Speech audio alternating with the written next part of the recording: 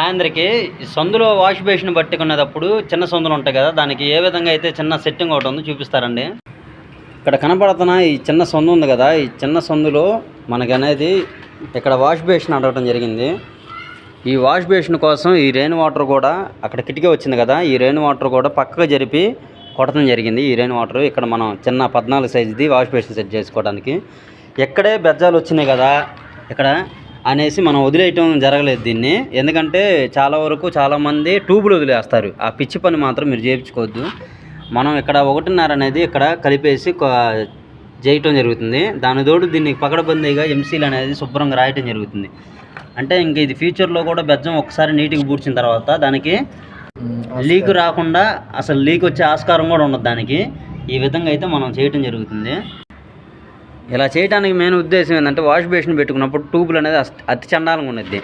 అందరూ ట్యూబులు వేయించుకుంటారు, ఓనర్లు కూడా తక్కువ ఖర్చులని పెద్ద ఇదిగా వేయించుకుంటారు. అలా కాదు, అవకాశం ప్రతి ఒక్క దగ్గర ఉండిద్ది. మనం చేసే దాన్ని బట్టి ఉండిద్ది ప్రతి పని.